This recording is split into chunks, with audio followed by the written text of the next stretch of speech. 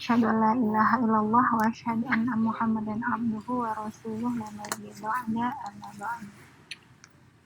Segala puji hanya milik Allah, Tuhan satu sekalian alam yang telah melimpahkan kepada kita semua begitu banyak nikmat yang Allah berikan kepada kita hingga pada hari ini di malam Ahad ini kita semua bisa bertemu secara online dalam rangka mengikuti kajian Sabila pada malam hari ini spesial ya, terhib Ramadan. Mudah-mudahan apa yang kita lakukan pada hari ini mendapatkan keridhaan dari Allah. Salawat dengan salam semoga tercurahkan kepada baginda Rasulullah Nabi Muhammad Sallallahu Alaihi Wasallam. Allahumma sholli ala Muhammad wa ala ali Muhammad. Semoga Rasulullah selalu menjadi uswah dan qudwah kita yang utama dan pertama. Baik, akhwati fillah, kita mulai kajian Sabila kita pada malam hari ini dengan membacakan lafaz basmalah. Bismillahirrahmanirrahim. Sebelumnya kami ucapkan selamat datang dan jazakallahu khair kepada Ustazah Hesti yang berkenan kembali mengisi ruhiyah kami, terutama persiapan beberapa hari lagi kita akan menyambut bulan Ramadan. Semoga asupan-asupan yang kemudian Ustazah Hesti sampaikan kepada kami menambah kemudian giroh kami, menambah ihtisab kami untuk kemudian menghadapi Ramadan. Baik, sebelumnya untuk agar acara kita semakin diberkahi oleh Allah, kita mintakan kepada Ukti Hawa untuk membacakan ayat Al-Quran. Kepada Ukti Hawa disilahkan.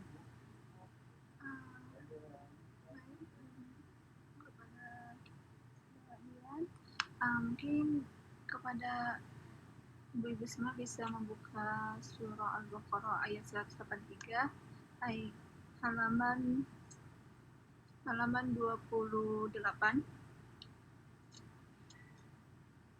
A'udzu billahi minasy syaithanir rajim.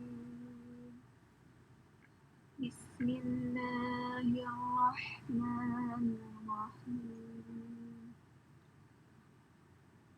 Ya ayyuhalladzina amanu kutiba alaikumus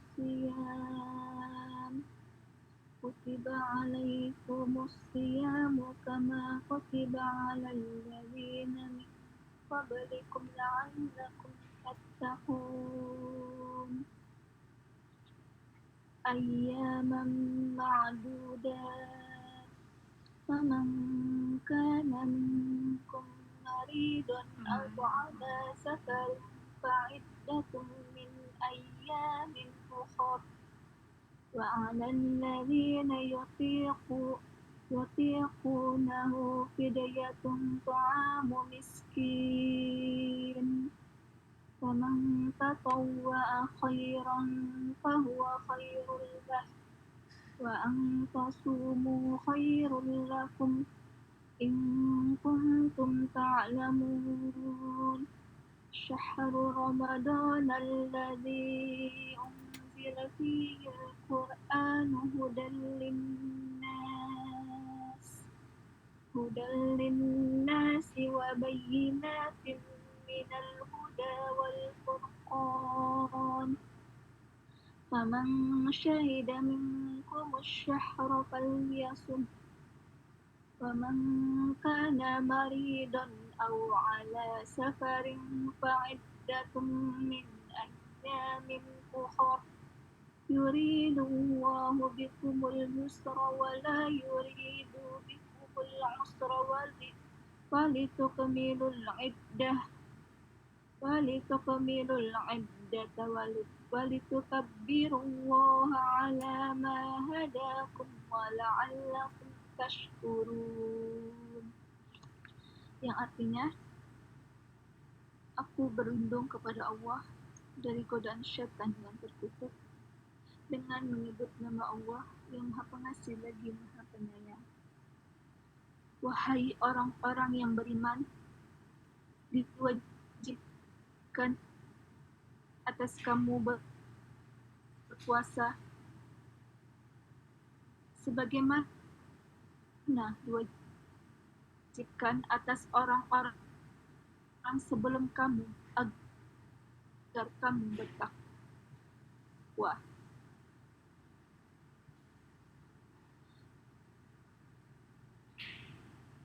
Yaitu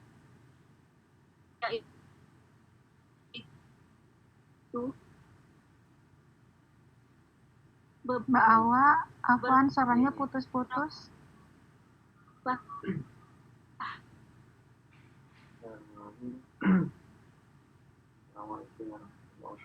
Halo, Mbak Awa.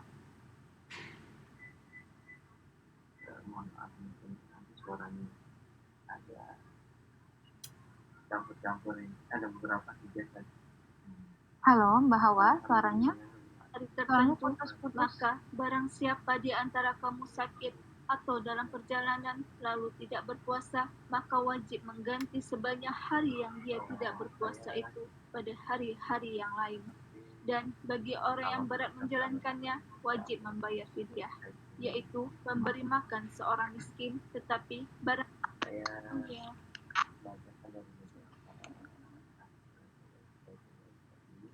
Gini gimana, Mbak? Iya, sudah, Mbak. Sudah. Yaitu bagi yang berat menjalankannya wajib membayar. Oh ya. Belum ya, Mbak? Ya, Mbak, silakan. Sudah. Ya. Kadang-kadang Dan bagi orang yang menjalankannya wajib ya, yaitu membayar. Oh ya. Tetapi barang siapa terlaan hati mengerjakan kebajikan, maka itu baik, dan puasamu itu lebih baik bagimu jika bulan Ramadan, bulan yang dalam diturunkan Al-Quran bagi manusia yang jalan itu beda yang benar batin. Karena itu barang siapa antara kamu ada di bulan itu maka berpuasa. Barang siapa dalam perjalanan dia tidak berpuasa, maka wajibnya sebanyak hari yang tidak ada hari-hari yang lain menghendaki bagimu dan tidak menghendaki kamu mencukupkan firman-Nya dan mengagungkan Allah atasnya yang diberi agar kamu maha benar Allah segala firman-Nya. Yang esensinya sebenarnya dari cerita itu adalah dua. Waalaikumsalam warahmatullahi wabarakatuh. Waalaikumsalam warahmatullahi wabarakatuh. Baik, jazakallah khair, saya Hawa. Semoga apa yang kamu sampaikan tadi ya sebagai reminder bagi kita semua akan beberapa hari lagi kita menyambut Ramadan.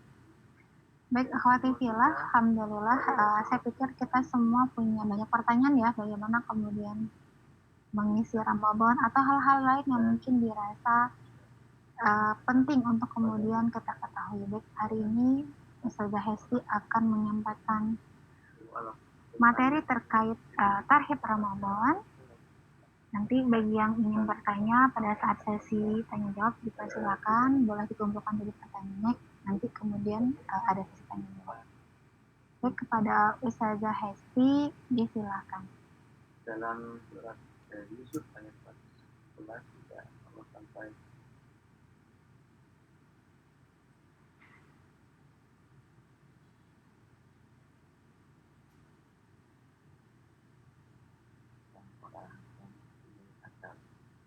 Ustazah Afwan, apakah ini saya sedang yang tidak mendengar suara Ustazah ya? Yang lain bagaimana? yang dangkal ya, bahwa berarti kalau orang yang tidak bilang pasti pelajaran. Ibu-ibu dan mbak-mbak yang lain mendengarkan suara Ustazah tidak ya?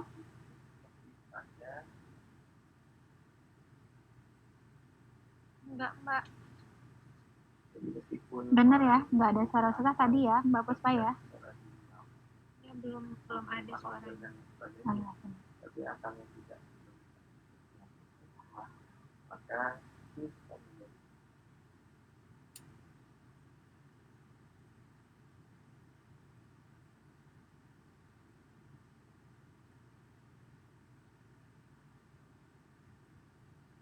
Baik, kita tunggu sebentar. pelajaran pelajaran kebaikan dan pelajaran adalah yang berasal dari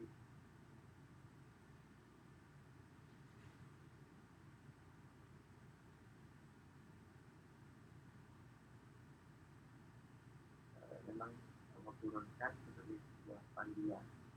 Demikian selain kita dianjurkan untuk membuka hati dan pikiran atau jahat kita untuk menerima hikmah dari lantunan ayat-ayat Al-Quran dan juga berbagai sunnah yang kita dapatkan dari Rasulullah SAW, kita juga bisa mendapatkan hikmah dari kehidupan kita sehari-hari.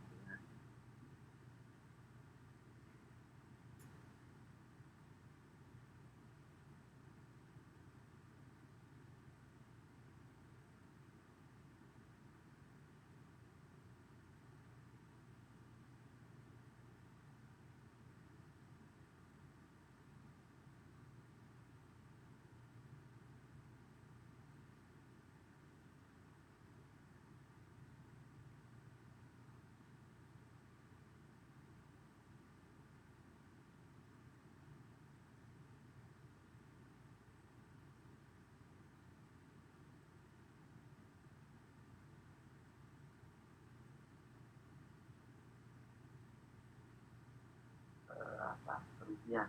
Halo Ustazah. Jadi seandainya kita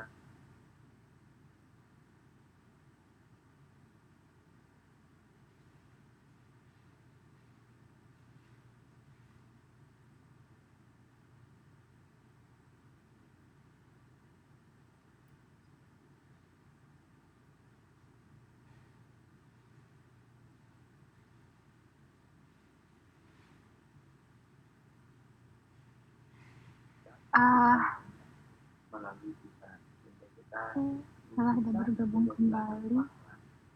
Kita bisa Mohon ditunggu sebentar. kejadian yang mungkin dalam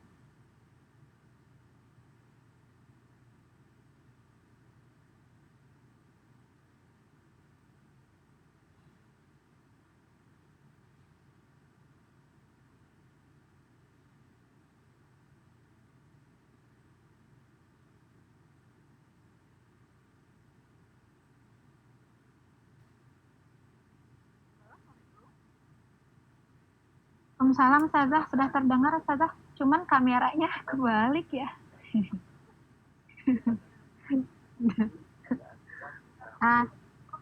mengucapkan doa Allah pahlana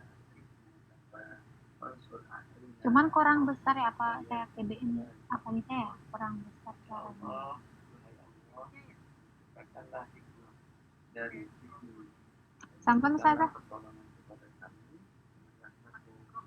Aisyah pemilik keagungan mudah-mudahan dimudahkan Allah diberi hidayah taufik untuk menjadi orang-orang yang selalu memiliki kepekaan terhadap taburan hikmah yang Allah berikan. Ya Ustazah. Alhamdulillah.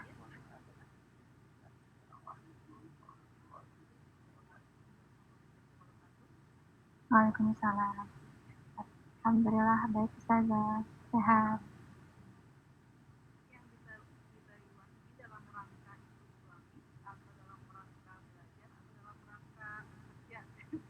Semuanya.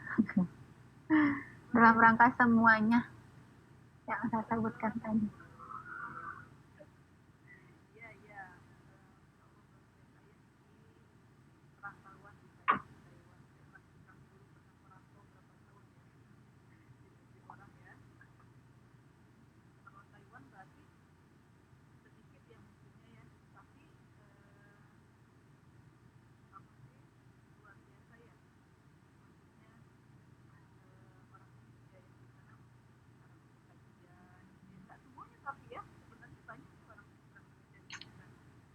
Banyak 270 ribuan orang katarnya Indonesia itu.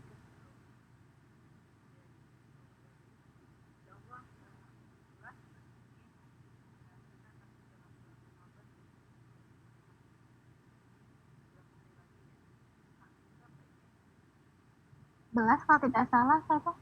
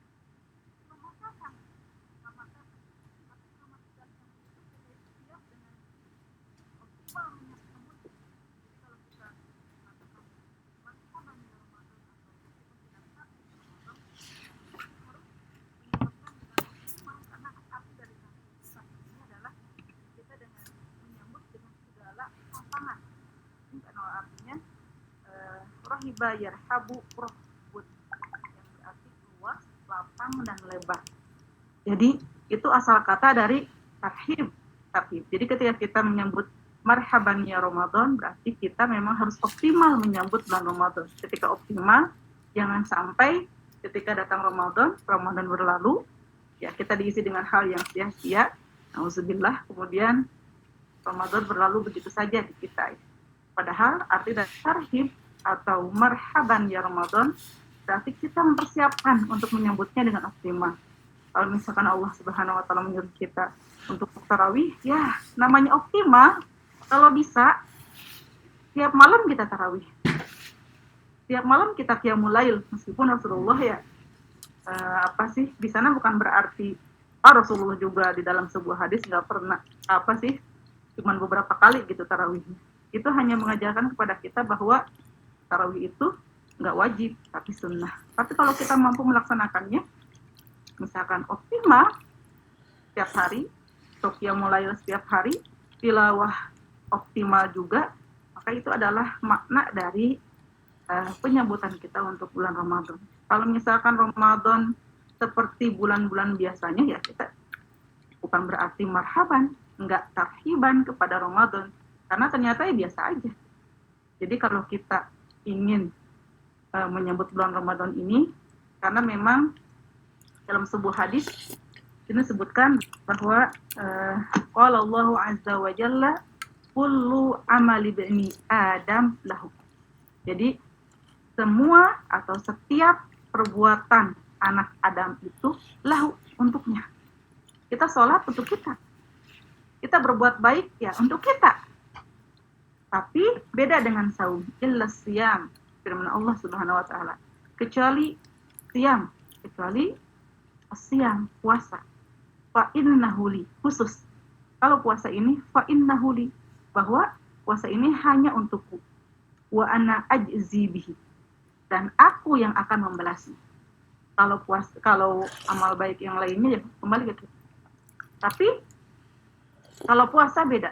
Puasa ini hanya untuk Allah Subhanahu wa taala, dan puasa ini dalam sebuah hadis juga tidak bisa ditukar. Misalkan kita nih menzalimi orang, maka amal kebaikan kita dipindah ke orang yang kita zalimi, tapi tidak bisa diganti dengan puasa.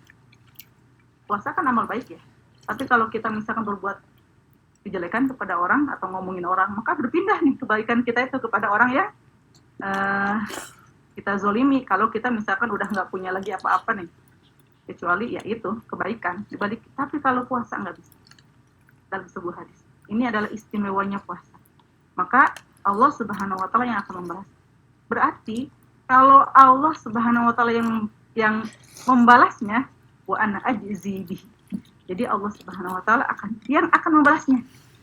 Jadi tidak bisa diukur nih pahala puasa itu kayak gimana. Saking luar biasanya.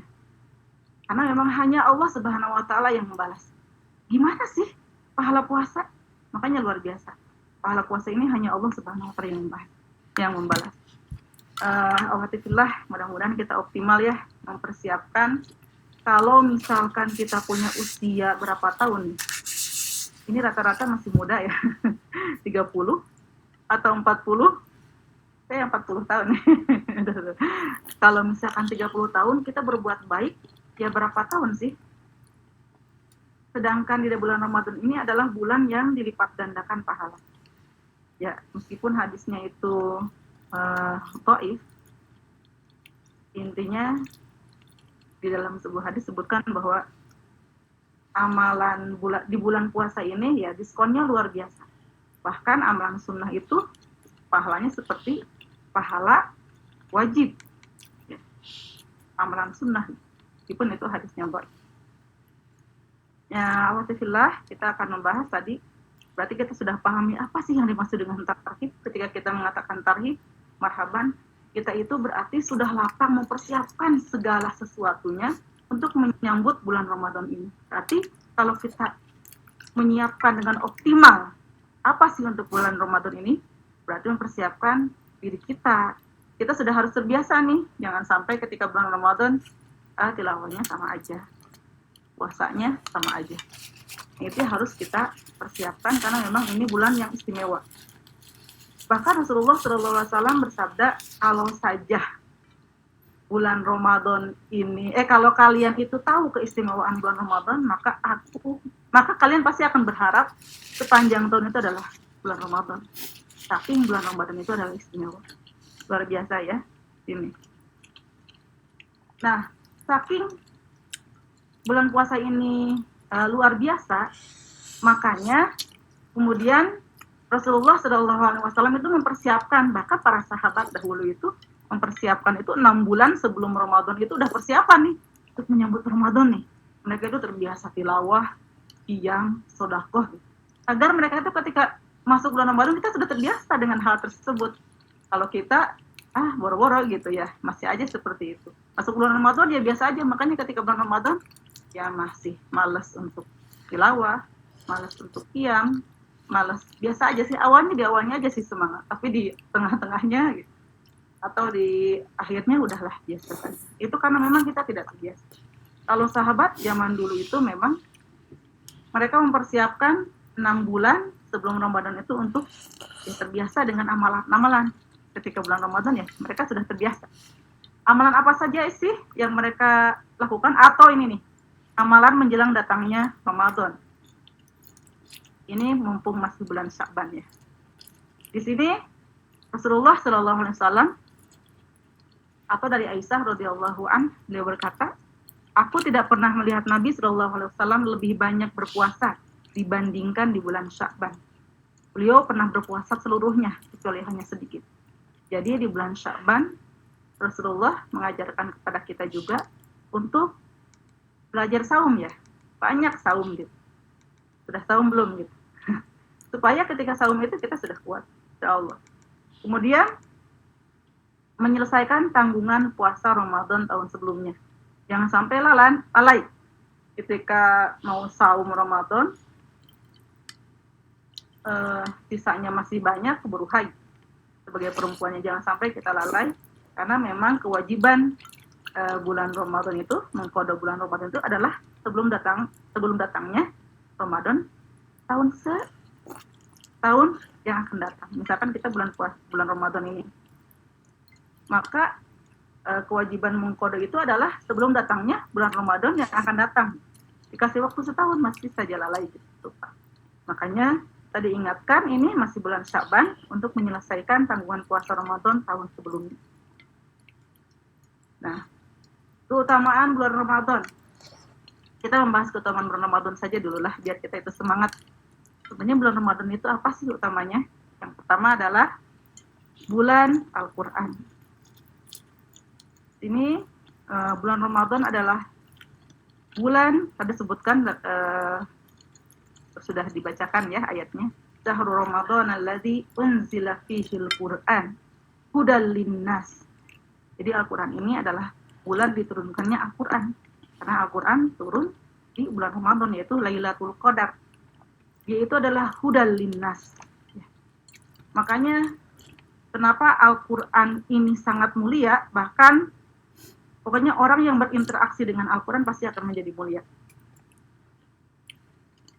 Nabi Muhammad menjadi nabi yang paling mulia tersebab memang beliau wahyunya adalah Al-Qur'an. Malaikat yang membawanya pun malaikat Jibril menjadi malaikat yang paling mulia. Ya gak? Kemudian hari diturunkannya menjadi hari yang paling mulia, yaitu Lailatul Qadar. Bulan diturunkannya Al-Qur'an menjadi bulan yang paling mulia, yaitu bulan Ramadan.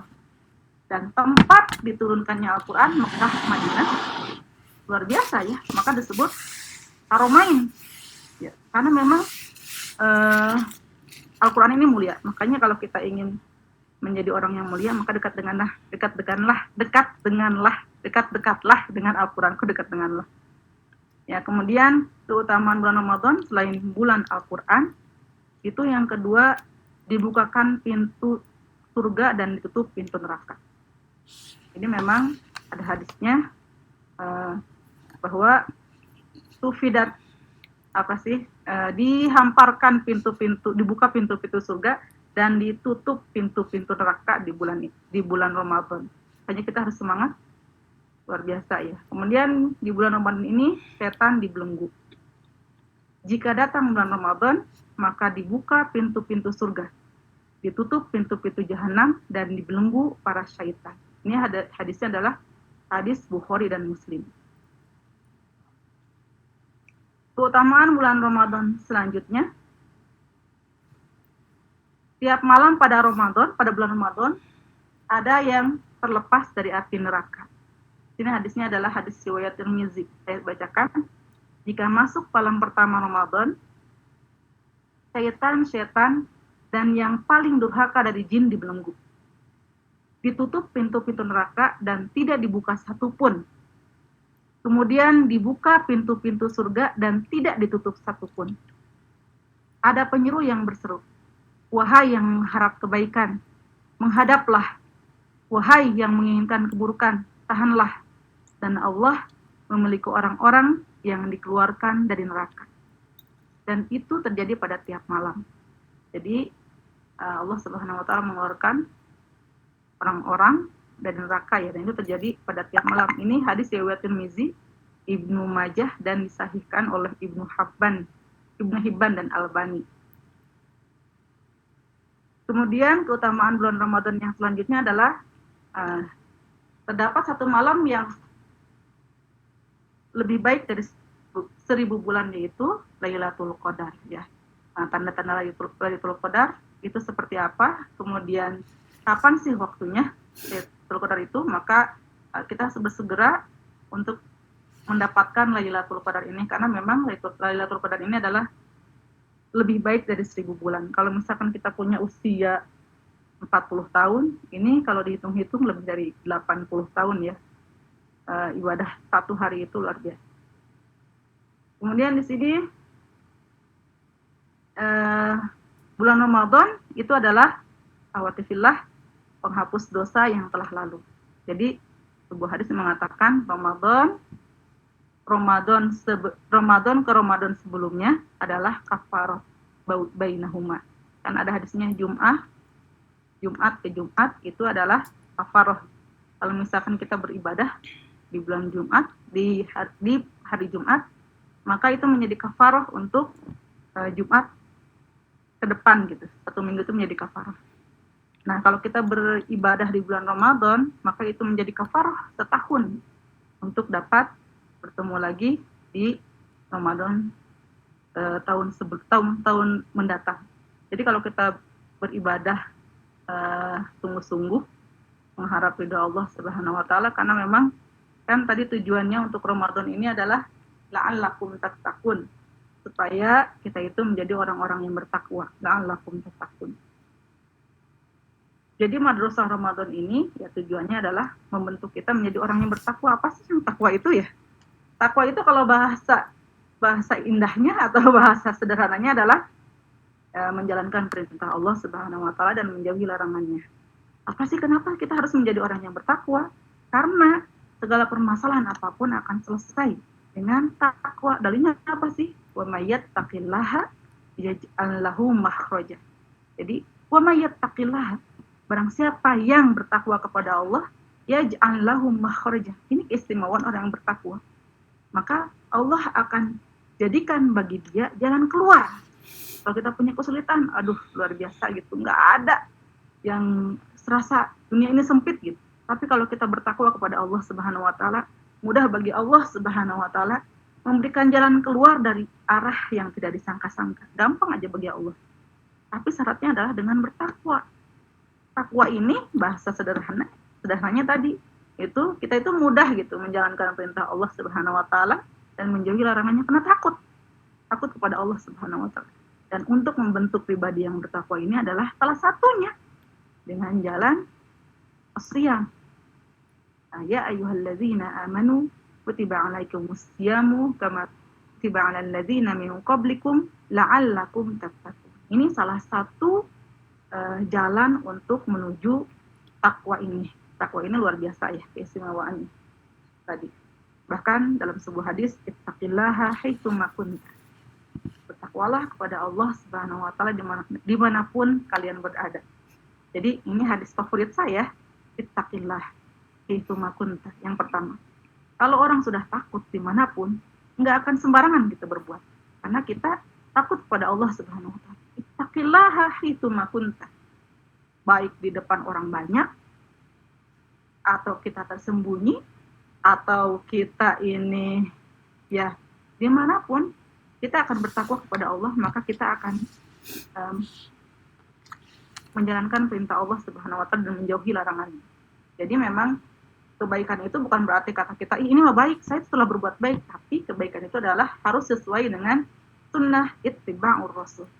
Jadi kita berbuat baik harus ada contohnya dari Rasulullah sallallahu alaihi wasallam. Ittaqillaha haitsu ma kunta. Kemudian yang kedua, wa atbi'is sayyi'ata al-hasanata tamhuha. Dan iringilah perbuatan jelek, wa atbi'is sayyi'ata al-hasanata. Dan iringilah perbuatan jelek itu adalah dengan al-hasanah, dengan perbuatan baik. Tamhuha, niscaya perbuatan jelek yang tadi akan dihapuskan dengan perbuatan yang baik yang tadi. Jadi kalau kita sudah, aduh tadi gibah, ya Allah, astagfirullahaladzim, langsung istighfar, maka istighfar tadi akan menghapus kejelekan yang tadi. Ini hadis favorit gitu ya. Kemudian yang ketiganya adalah wa khaliqin nas bi khuluqin hasan. Dan khaliqin nas, pergaulilah manusia dengan khuluqin hasan. Jadi selain kita ini orang yang bertakwa kepada Allah Subhanahu wa taala, kemudian kita ini berbuat kebaikan dan kemudian kita bergaul dengan manusia, ini luar biasa. Ini adalah pesan Rasulullah sallallahu alaihi wasallam. Ini di bulan Ramadan, apalagi ya di bulan Ramadan. Kembali ke terkait Ramadan. Di sini di bulan Ramadan, ini adalah waktu terbaik untuk menghapus dosa.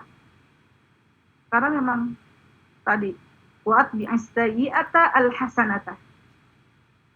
Kalau kita berbuat jelek, kalau sudah sadar, maka kita harus berbuat baik. Misalkan kita itu udah nyakitin orang. Atau kita itu sudah, ngomongin orang misalkan. Kemudian kita, ngasih hadiah. Atau dengan istighfar. Maka itu akan menghapus dosa yang tadi. Kecuali kalau misalkan kita ngomongin orang, orangnya tahu gitu. Maka kita harus minta maaf. Karena dosa kita ini tidak akan bisa terhapus, dosa sama muslim ini atau kepada orang ini tidak akan bisa terhapus kecuali ya dengan dimaafkannya oleh orang yang kita zalimi tersebut. Kalau kepada Allah Subhanahu wa taala ya tinggal beristighfar kepada Allah Subhanahu wa taala. Ini adalah bulan Ramadan ini adalah waktu yang terbaik untuk menghapus dosa karena memang pahala kita dilipat gandakan. Bahkan dalam sebuah hadis ini kalau Rasulullah bersabda ya, orang muslim itu kalau sholat 5 waktu sebagaimana orang yang dia mandi sehari itu 5 kali. Apakah engkau melihat mungkin nggak sih ada kotoran di orang tersebut gitu ya? Yang mandinya tiap hari 5 kali. Kalau di orang Arab 5 kali luar biasa gitu. Kita aja sehari 3 kali ya. Kalau orang Arab 5 kali, kalau orang Arab itu kadang seminggu berapa kali, apalagi musim dingin ya. Di Taiwan gitu nggak sih? Di Taiwan kalau ada musim dingin ya musim salju ya. Di Taiwan. Ya seperti itu. Jadi nggak mungkin ada kotoran. Apalagi kalau itu dilaksanakan di bulan Ramadan. Luar biasa pahalanya berlipat. Bahkan ada hadis yang lain. Hadis yang lain ini, kalau sudah sholat fajar, sholat subuh, kemudian dilanjutkan dengan zikir sampai terbit fajar, sampai waktu syuruk. Setelah waktu syuruk itu kemudian dia sholat 2 rakaat, maka pahalanya bagai haji dan umroh. Apalagi itu dilaksanakan di bulan Ramadan, pasti berlipat-lipat. Luar biasa ya, makanya kita harus semangat. Di sini keutamaan ibadah puasa. Kita harus tahu hadis riwayat Muslim, semua amal anak Adam dilipat gandakan kebaikannya 10 kali hingga 700 kali. Terserah Allah Subhanahu wa taala ya. Yang pasti minimal kita ini 10 kali hingga 700 kali. Allah Azza wa Jalla berfirman, kecuali puasa. Karena amal puasa adalah untukku dan aku yang akan membalasnya. Dia meninggalkan syahwat dan makan penuh. Jadi kalau yang lain itu dijamin lah, dibalasnya itu 10 kali lipat sampai 700 kali lipat. Kalau puasa itu nggak tahu berapa kali lipat, karena Allah Subhanahu wa taala yang akan membalas. Ini keutamaan ibadah puasa. Jadi puasa ini beda dengan yang lain. Kemudian kalau amal kebaikan lain bisa menjadi kafaroh, tadi yang saya sebut, penebus kesalahan terhadap orang lain kecuali puasa. Ini disebutkan, ini pendapat Sufyan bin Uyainah. Jadi jika seseorang menzalimi orang lain, maka kebaikannya akan dilimpahkan kepada orang yang dizalimi kecuali puasa. Puasa tidak akan dilimpahkan pada orang lain. Puasa yang diterima oleh Allah hanya akan terhitung sebagai pahala bagi pelakunya. Tidak akan dipindahkan pada orang lain. Ini adalah pendapat dari Sufyan bin Uyainah. Jadi puasa ini nggak bisa menjadi kafarah buat kesalahan orang lain ya, kesalahan kita kepada orang lain. Kemudian keistimewaan bulan puasa ini adalah puasa ini sebagai tameng. Di sini disebutkan bahwa puasa adalah tameng, asyan junnah. Maka janganlah berbuat rofah. Rofah ini adalah ucapan dan perbuatan kotor lagi puasa.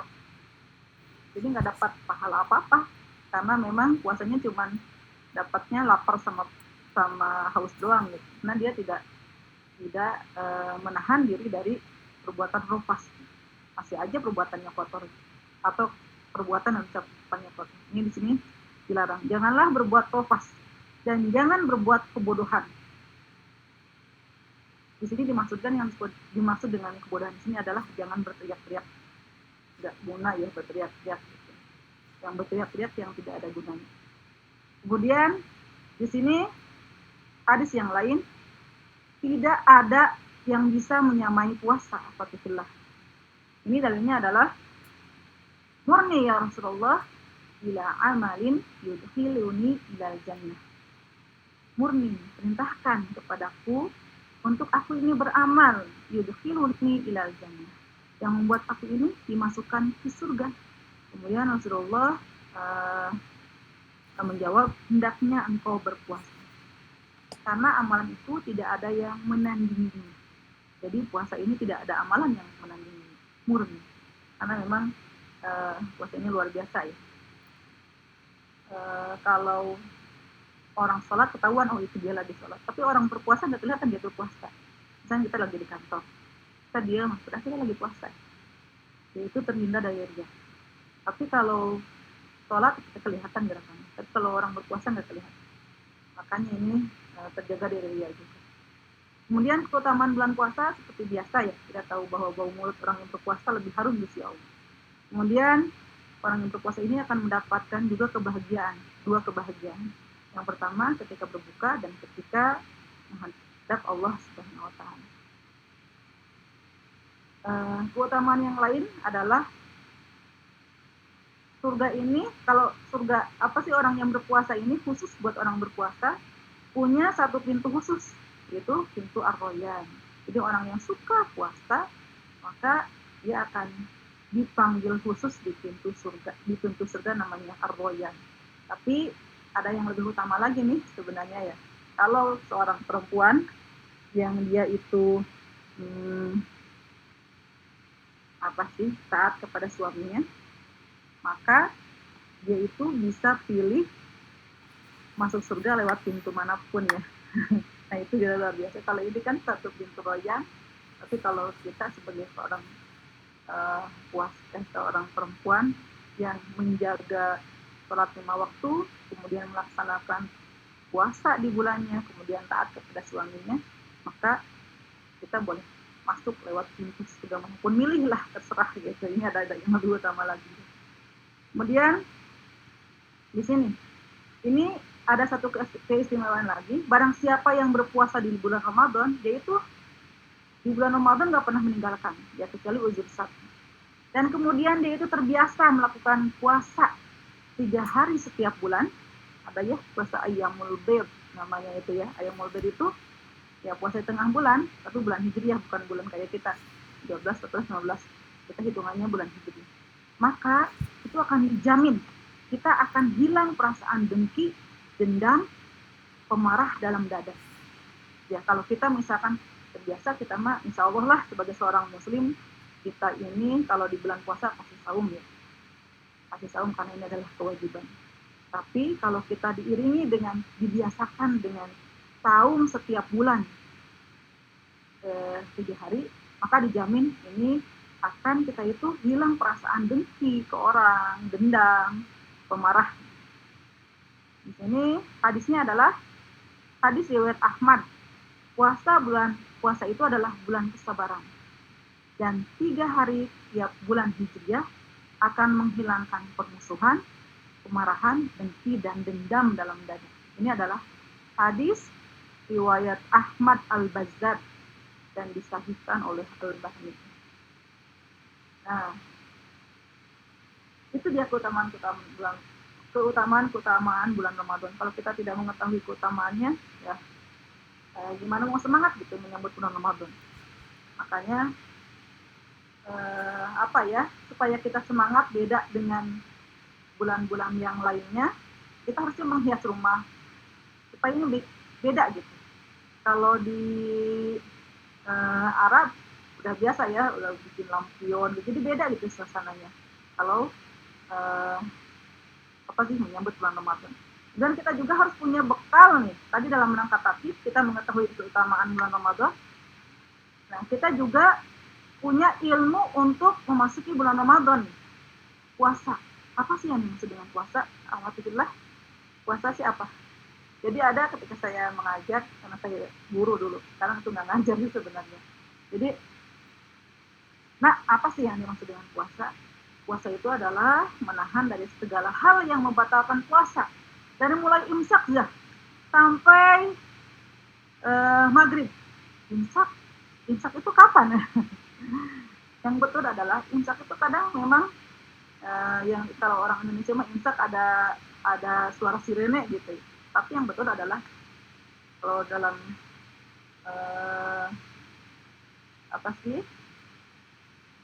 fikih sunnah ini, maksud di sini adalah al-imsak anil muftirat.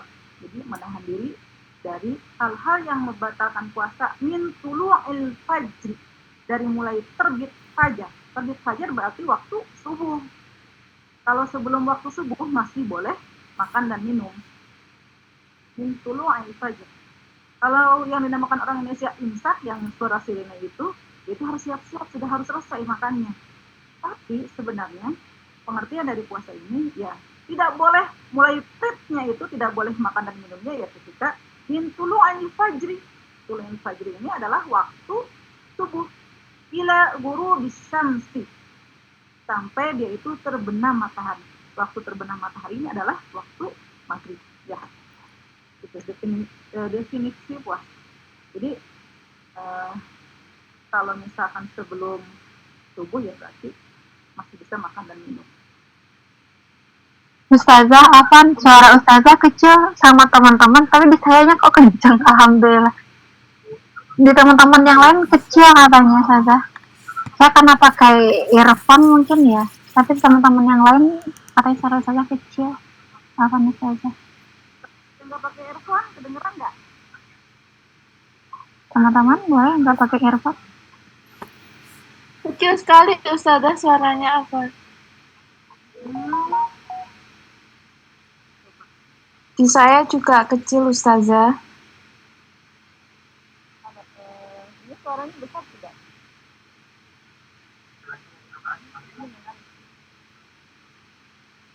Udah pakai earphone? Halo? Kedengeran nggak? Masih kecil banget. Halo? Gimana teman-teman? Kecil nggak? Kalau di saya sih jelas ya.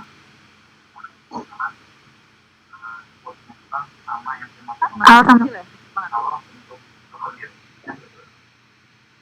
Mbak Iro gimana Mbak Iro?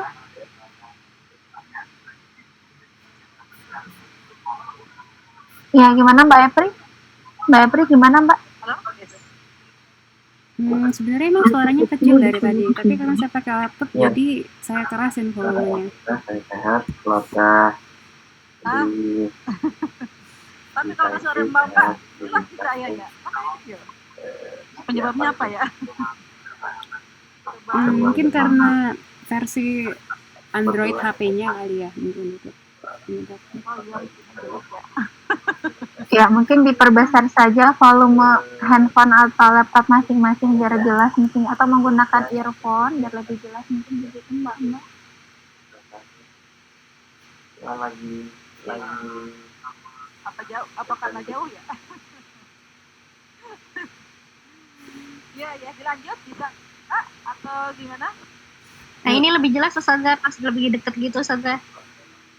Oh berarti dideketin ya? Iya Ustazah, bisa silver Ustazah, udah Ustazah lumayan Ustazah. Iya. Tadi berarti lanjut ya, puasa wajib. Nah tadi kan kita sudah paham tentang apa sih pengertian dari puasa ya. Puasa itu berarti menahan diri dari segala hal yang membatalkan puasa. Apa saja sih yang membatalkan puasa? Kita harus tahu juga apa sih yang membatalkan puasa di sini kan? Yaitu menahan diri dari segala hal yang membatalkan puasa. Nanti yang membatalkan puasa itu berarti salah satunya adalah makan, minum, kemudian berjima. Itu adalah hal yang membatalkan puasa. Kalau kentut ya enggak ya.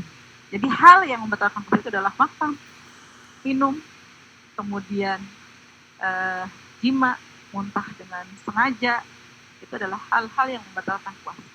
Jadi kita harus menahan diri dari segala hal yang membatalkan puasa, mulai dari terbit dari tulu'il fajr, munculnya fajar, terbit fajar sampai terbenam matahari. Jadi puasa ini ada beberapa macam pembagian puasa. Ada puasa wajib. Yang dimaksud dengan puasa wajib di sini ada puasa Ramadan, kemudian puasa qadha. Qadha ini termasuk wajib. Kemudian ada puasa kafarah. Seperti apa sih puasa kafarah? Puasa ini dilakukan karena kita melakukan suatu perbuatan tertentu yang memang pada akhirnya kita harus melakukan kafarah. Misalkan kita melakukan hubungan suami istri, misalkan di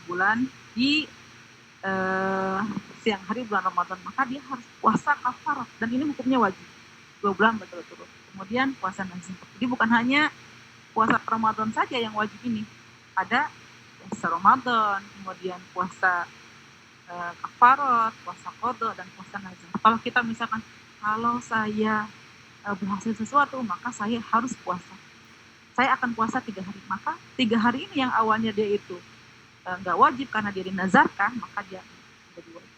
Ini macam-macam puasa. Jadi ada puasa sunnah, banyak lah puasa sunnah ya disebutkan. Kemudian puasa makruh dan juga puasa haram. Puasa haram misalkan salah satunya kalau misalkan akhwati fillah puasa di hari tasyrik, orang lagi senang-senang gitu, ini malah puasa. Kemudian puasa di di hari raya Idul Fitri atau Idul Adha. Itu adalah puasa haram salah satunya. Alhamdulillah, kita harus tahu juga ancaman bagi yang meninggalkan puasa. Kalau tadi kan hukum puasa ini wajib ya. Wajibnya tadi ada dalam Quran surat Al-Baqarah 183 dan juga hadisnya Buniyal Islamu ala khamsin syahadati alla ilaha illallah wa anna Muhammad Rasulullah saum Ramadan ya saum Ramadan wa iqamis shalah wa ita'iz zakah saum Ramadan wa hajjul bait man istata'a ilaihi sabila. Jadi ini adalah salah satu pilar agama Islam yaitu saum Ramadan. Ini ancaman keras bagi yang meninggalkan puasa. Ini ada hadis riwayat An-Nasa'i ya. Rasulullah bersabda, ketika aku tertidur, datang dua orang laki-laki.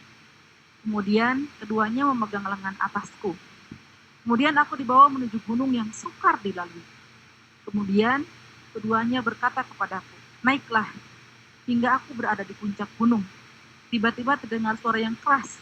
Aku berkata, suara apa ini? Laki-laki itu berkata, ini adalah lolongan penduduk neraka. Kemudian berjalanlah mereka berdua denganku. Tiba-tiba nampak suatu kaum yang digantung terbalik pada pergelangan kakinya. Jadi orang digantung terbalik pada pergelangan kakinya. Ya digantung, pergelangan kakinya digantung. Sudut-sudut mulut mereka robek, mengalirkan darah dari sudut-sudut mulut mereka. Aku berkata, siapa mereka? Kemudian dikatakan, mereka ini adalah orang-orang yang berbuka sebelum dihalalkan waktunya.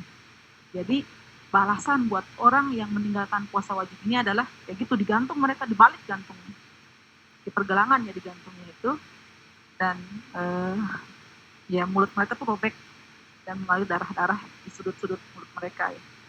Ini adalah balasan buat orang-orang yang meninggalkan puasa wajib. Siapa sih orang yang wajib berpuasa? Saya lebih kepada fikihnya nih, karena kita memang harus punya ini ya, punya bekal, punya ilmu. Jadi yang diwajibkan berpuasa itu yang pertama adalah seorang muslim. Kalau ada orang non muslim yang berpuasa, ya itu bukan syariat ya, nggak berpahala buat dia. Karena memang yang diwajibkan berpuasa ini adalah syaratnya adalah muslim. Yang kedua, berakal. Kalau misalkan orang gila, berarti nggak wajib berpuasa. Ya. Ini kan yang wajib ya, berarti muslim. Selain muslim berarti nggak wajib berpuasa. Kalau dia berpuasa, ya itu mah nggak dipahalai ya. Karena memang orang yang berpuasa itu harus muslim. Kemudian berakal. Berarti kalau berakal ini, kalau orang yang misalkan orang gila, berarti dia nggak wajib berpuasa. Atau misalkan orang yang lagi koma nih, bagaimana hukumnya? Orang lagi koma. Komanya itu dalam jangka waktu yang lama. Ya. Maka kalau misalkan dia itu nggak sadarkan diri itu hanya beberapa waktu, maka dia wajib qada ya. Tapi nanti dalam waktu yang lama bagaimana? Itu bisa kita diskusi ya. Kemudian balik, kalau anak kecil berarti nggak wajib berpuasa, mampu berpuasa. Artinya kalau misalkan orang sakit nggak wajib berpuasa, suci dari haid dan nifas, kemudian dia mukim. Nih orang yang mendapatkan keringanan untuk tidak berpuasa siapa sih? Nah, orang yang sudah sangat tua dan tidak mampu berpuasa. Dia kalau misalkan berpuasa nggak kuat, kalaupun diganti nanti ya udahlah sekarang nggak puasa, nanti kodo aja, kodo juga nggak kuat, maka dia nanti orang yang tua renta ini nggak bisa berpuasa ini, maka dia kewajibannya tidak untuk dikodok, tapi dia membayar fidyah. Karena dia memang nggak bisa berpuasa. Kalaupun misalkan di bulan Ramadan dia nggak puasa, udahlah kodok, nanti nggak bisa juga di hari-hari selanjutnya, karena memang sudah tua. Kemudian musafir, kalau musafir ini wajib kodok. Sakit yang tidak memungkinkan berpuasa. Kemudian wanita hamil atau menyusui. Di sini kemudian alhamdulillah, berapa menit lagi, Mbak? Saya 7 menit lagi, Ustazah. 7 menit lagi, siap. Di sini bagi yang mendapatkan uzur syar'i untuk tidak berpuasa ada 2 cara, yaitu mengganti di hari lain yaitu qada sebelum datang Ramadan berikutnya. Jadi qada ini adalah mengganti di hari lain sebelum datang Ramadan berikutnya. Kalau beberapa Ramadan, misalkan saya itu nggak puasa gitu, udah lewat Ramadan, datang Ramadan lagi saya masih belum puasa, itu gimana? Ulama Syafi'i mengatakan dia itu tetap wajib qada tapi disertai dengan kafarat. Kafarat itu dia harus bayar fidyah. Kalau emang kewajiban asalnya itu adalah membayar qada, sedangkan bayar fidyah itu adalah sebagai kafarat, ya kafarat bagi dia. Tapi beberapa ulama yang lain kewajibannya itu memang tetap aja qada gitu, satu aja qada, karena dalam Al-Quran kan kalau dia meninggalkan maka wajib qada bagi dia. Sedangkan dia itu ketika mengqadanya setelah Ramadan setelahnya, maka itu adalah dosa gitu. Tetap aja dia dosa, menanggung dosa. Tapi kalau Imam Syafi'i ini lebih berhati-hati, mazhab Syafi'i ya, dia qada dan juga harus membayar fidyah. Yang selanjutnya adalah membayar fidyah. Kalau membayar fidyah apa ya? Membayar fidyah itu adalah memberi makan, apa sih di sini?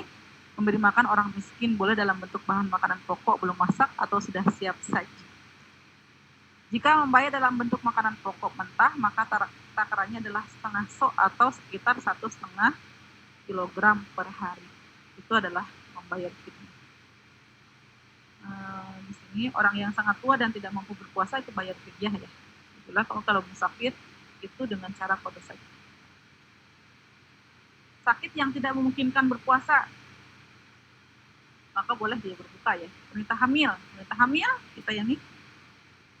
Kalau kita baca buku Yusuf Qaradawi, akhwati fillah, memang bukan asal muasal sih. Kalau orang yang meninggalkan puasa itu, ya wajibnya adalah qada, kecuali orang yang nggak mampu qada, maka dia bayar fidyah. Begitupun wanita hamil atau menyusui. Wanita hamil atau misalkan dia itu ketika bulan Ramadan lagi hamil dan nggak kuat, maka dia boleh meninggalkan puasa. Apakah dia dengan bayar fidyah atau puasa dan fidyah atau bagaimana? Kalau Yusuf Qaradawi mengatakan dia wajibnya ya qada. Kalau misalkan sudah selesai dia hamil, kemudian dia menyusui ya, tapi nggak bisa nih menyusui, bisa lemes gitu. Menyusui kan 2 tahun. Bagaimana nih? Bagaimana itu? Maka memang kenapa ada diganti dengan fidyah itu, karena memang ya namanya perempuan udah hamil, kadang hamil lagi gitu. Kemudian menyusui, hamil lagi. Maka kemudian ada yang mengatakan nggak apa-apa dengan fidyah saja. Bahkan kalau mazhab Syafi'i itu ada lebih kepada qada dan juga fidyah.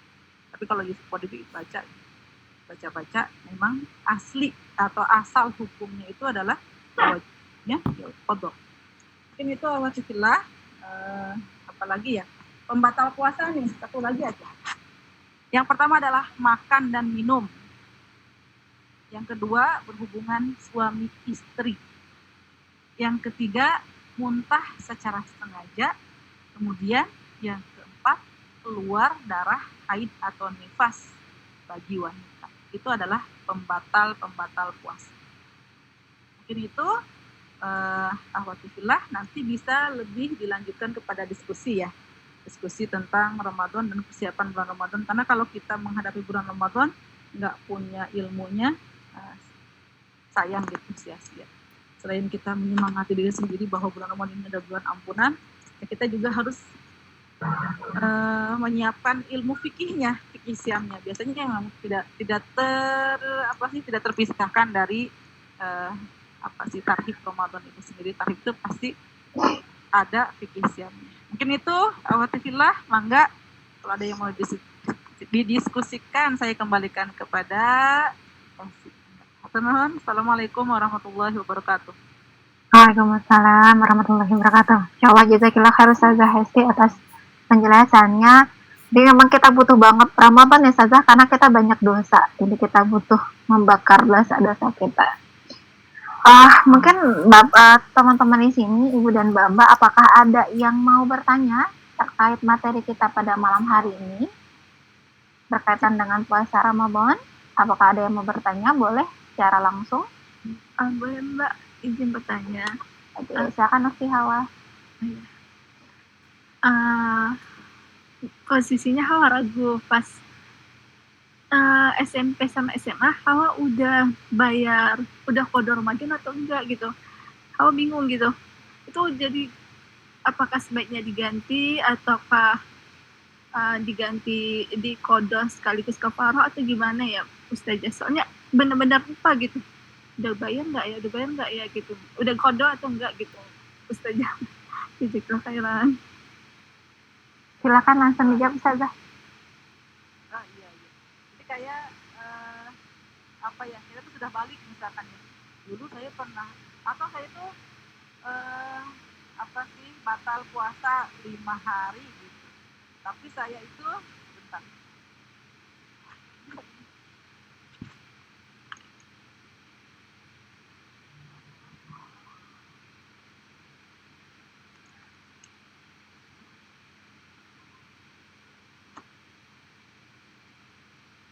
Kita itu ragu apakah kita itu sudah semuanya 5 hari, karena kita memang lalai gitu ya. Lalai itu ya udah sehari dulu.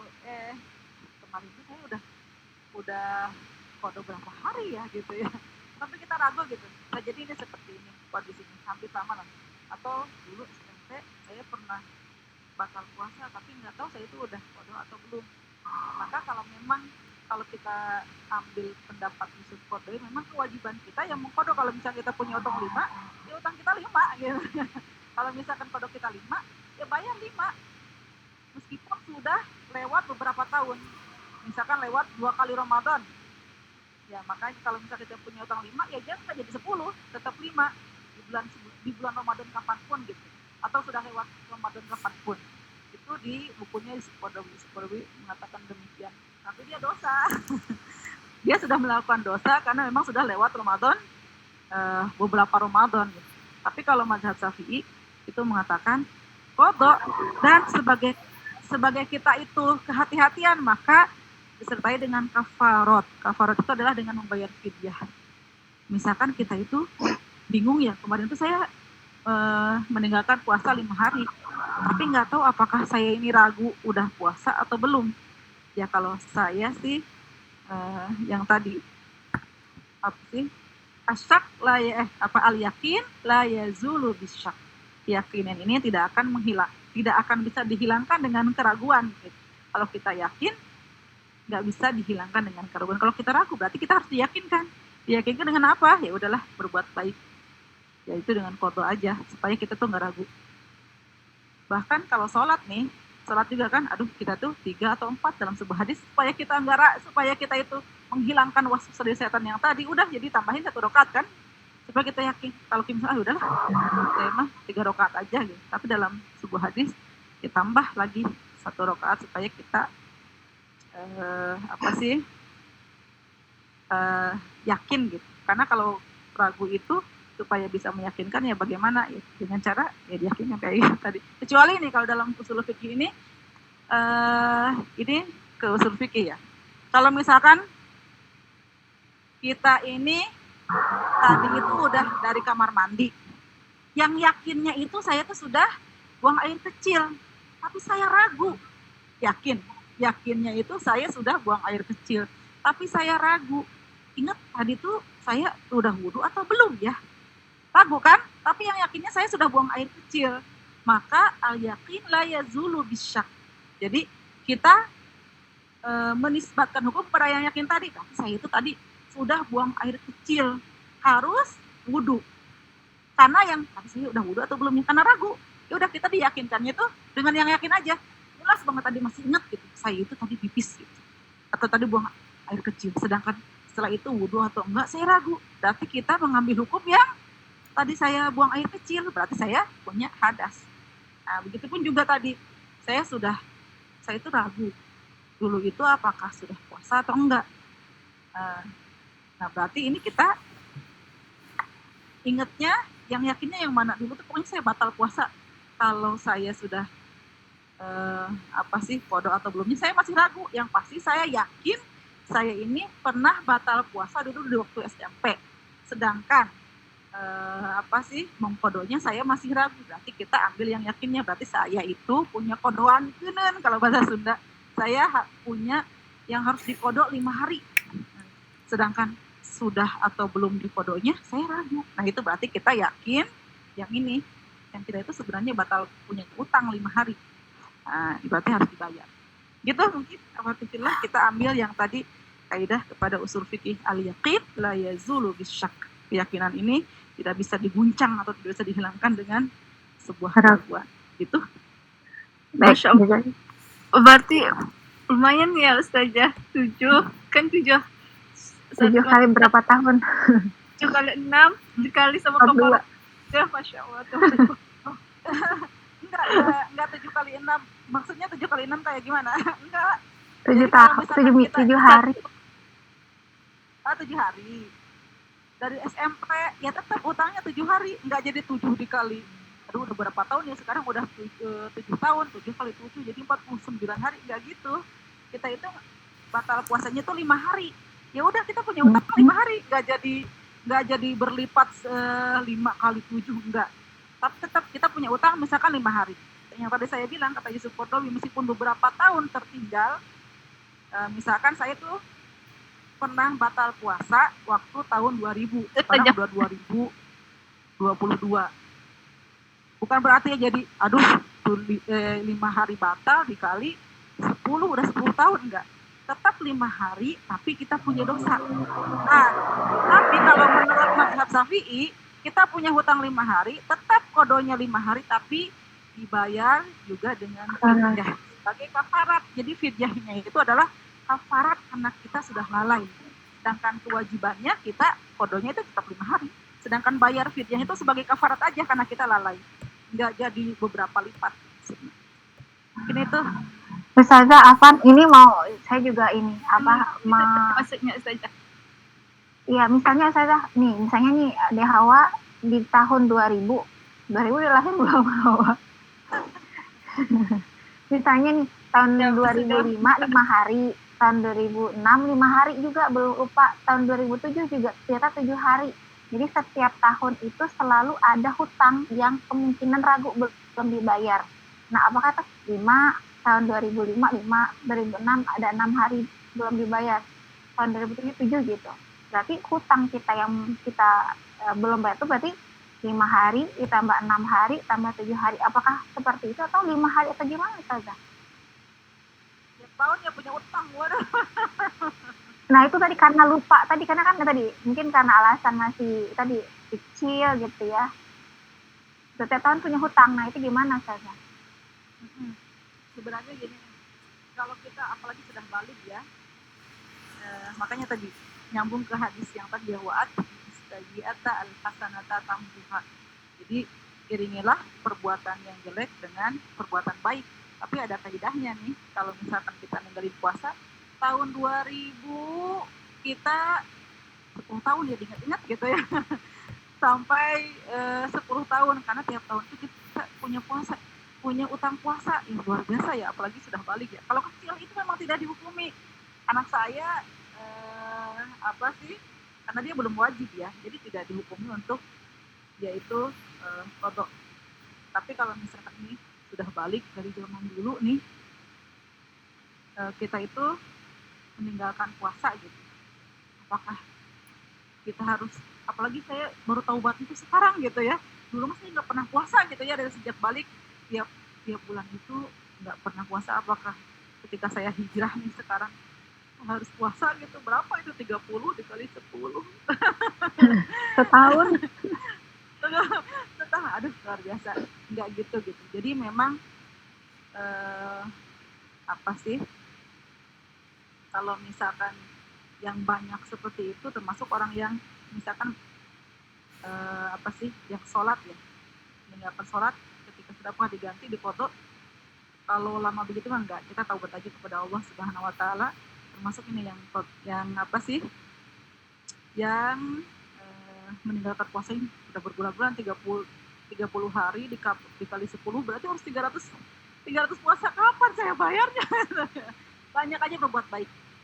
Kalau fidyah, kalau kita mampu, kita orang kaya, jelas karena emang nggak mungkin juga saya puasa tiap 300 hari ini, 300 setahun, sepanjang tahun kita puasa, luar biasa kan? Gimana? Ya udah kita apa sih, kalau punya uang fidyah, kalau punya uang fidyah, kalau enggak insya Allah ya apa sih, bertobat aja kepada Allah Subhanahu Wa Taala ya. Dulu mah ada memang kita tidak tahu ilmunya gitu. Kalau sekarang sudah tahu ilmunya, insya Allah dari mulai balik dari sejak SMP gitu, gimana ya saya belum, kecuali baru sekarang itu. Insya Allah kalau punya uang cobalah fidyah. Tapi kalau tidak ada uang atau tidak ada, kita tuh udah tidak mampu ini ya, tadi kembali dalil yang tadi, wa'at sayyi'ata al-hasanata tamhuha. Jadi kita bertaubat aja kepada Allah Subhanahu Wa Taala atas kesalahan kita yang lalu, dan kita mulai dari yang sekarang ya, wa'at sayyi'ata gitu. 300 hari kebayang gitu ya. 30 dikali 10 tahun 300, nggak mungkin juga 300. Insya Allah Allah Maha mengetahui isi sebenarnya. Kalau kita mampu, maksimalkan gitu ya penebusan dosa kita. Tapi kalau kita maksain juga ya, Allah mah apa sih, nggak akan mempersulit. Allah menyukai hal-hal yang mudah. Yang seperti itu. Kalau tadi dari SMP 5 hari, kalau bisa ke ini mah ya dibayar aja. Kecuali kalau tadi tiap tahun saya itu ninggalin gitu. Gimana? Kalau hal yang tidak muskil, bayarnya tahun ini setahun, insya Allah Maha mengetahui apa sih kita itu mampunya seperti apa. Kalau punya uang mah fidyah, kalau biasa bayar fidyah. Terus fidyah gimana? 1 hari 1,5. So kalau kita kaya membayar aja. Ya, wa'at sayyi'ata al-hasanah itu dengan itu sesuai alurnya dulu. Kalau kita nggak mampu, baru kita ke yang lain gitu, perbuatan baik. Insya Allah. Ini itu. Baik. Jazakallah khair Ustazah. Sudah terjawab ya Dek Hawa ya. Baik. Ya, udah jauh lebih tenang ya. Baik, mungkin ibu-ibu dan mbak yang lain, apakah ada yang mau bertanya terkait materi kita hari ini? Apakah ada yang mau bertanya? Ada pertanyaan di grup, Mbak? Iya, saya nggak lihat grup. Sebenarnya saya juga pengen bertanya, ada banyak pertanyaan sebenarnya. Kalau saya dulu. Pertanyaan, bentar. Apa nih saya? Ada yang bertanya, untuk fidyah 30 hari apakah boleh diberikan hanya ke satu mustahik, Ustazah? Ya. Untuk satu orang boleh, Ustazah? Boleh. Bahkan beberapa ulama mengatakan boleh ke satu orang. Apa sih? Misalkan kita punya utang puasa 30 hari bayar fidyah. Atau kita punya orang tua yang sudah sangat renta gitu, mau ngasih fidyah itu ke satu orang boleh, atau ke beberapa orang juga boleh. Misalkan 30 hari, 1 harinya ke siapa, hari keduanya ke siapa, boleh. Bahkan boleh juga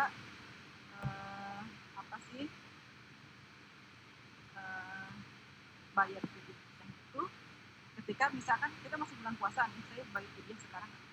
Para ulama mengatakan nggak apa-apa, misalkan nggak nunggu nanti aja setelah selesai Ramadan gitu, baru saya bayar fidyah, nggak apa-apa. Misalkan saya batal puasa sekarang, udahlah saya bayar fidyah sekarang. Kalau kodok kan nggak bisa ya, kecuali nanti gitu. Tapi kalau bayar fidyah boleh bayar fidyah. Tadi perharinya satu shot ya, apa satu sak? Shot ngurus ya. Ya. Ukurannya kalau ukuran orang Arab itu sebenarnya 1,5 kilogram. 1,5 kilogram. Boleh bahan baku tadi saya bahan makanan pokok ataupun yang sudah dimasak ya Ustazah ya, cuman ukurannya saya 1,5 kilogram. Gitu ya Mbak Iro. Ini ada pertanyaan lagi Ustazah dari Bu Damai. Jika ada yang memaksakan diri berpuasa sementara dirinya termasuk yang tidak diwajibkan puasa, dalam hal ini sakit, dan jika dia berpuasa akan membahayakan jiwanya, bagaimana hukum puasanya Ustazah? Ya, kalau misalkan dengan berpuasa malah dia itu menjadi sakit parah, maka itu nggak boleh. Jadi memang kan tujuan dari agama ini adalah yang pertama bahkan adalah menjaga jiwa ya. hifdun nafas.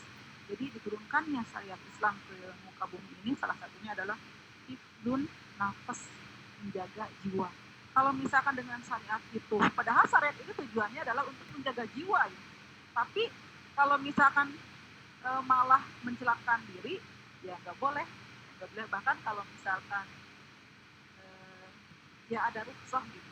Seperti halnya kalau kita sholat nggak bisa berdiri ya bisa dengan duduk.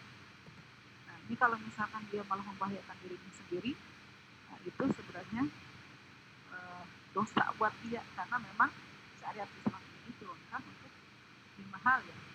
Nafas, hifdzul akal. Kalau misalkan dengan melaksanakan dengan hal tersebut dia malah menjadi mati atau bisa jadi malah jadi tambah parah, ya berarti dia harus kembali memahami bahwa tujuan syariat ini adalah untuk salah satunya adalah hifdzun nafs, untuk menjaga jiwa jangan sampai dia malah jadi tambah parah dengan apa sih dengan puasa. Tapi itu pun harus dengan apa sih rekomendasi dari dokter kalau kata dokter, atau jangan sampai perasaan kita kayaknya kalau saya puasa saya akan parah. Enggak, tapi harus analisis dari dokter gitu. Jadi nggak sembarang seperti itu. Satu lagi Ustazah, ini jika ada orang dalam keadaan berpuasa tapi dia harus menerima obat, misalnya suntikan hormon atau misalnya ada orang diabetes itu juga Ustazah, harus disuntik gitu. Apakah jenis pengobatan seperti ini membatalkan puasa Ustazah? Kalau misalkan kalau suntiknya itu lewat mana sih? Sebenarnya yang membatalkan puasa itu syaratnya itu harus melewati kerongkongan. Tapi kalau suntik insulin kayak suntik KB nggak apa-apa. Suntik insulin kayak gimana ya saya juga nggak tahu. Di perut itu saja, di perut atau di lengan biasanya kalau suntik insulin. Etik juga membatalkan karena memang salah satu syarat atau pembatal puasa itu dia harus melewati kerongkongan. Tapi para ulama mengatakan kalau misalkan dia itu kayak apa sih infus ya, infus ini apa sih dia semakna dengan makan dan minum kata beberapa ulama ya.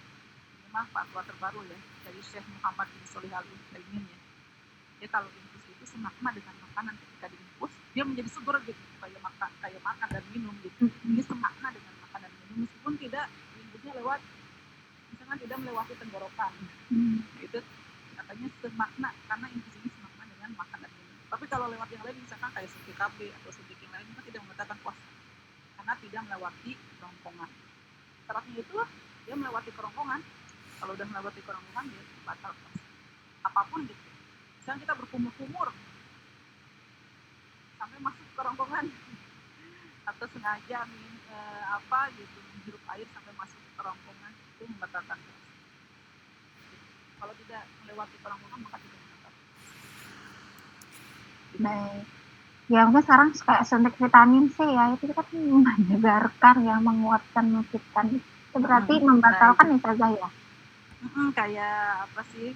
Ya tadi infus itu membatalkan puasa. Jadi lagi sakit, saya tetap mau puasa tapi diinfus gitu.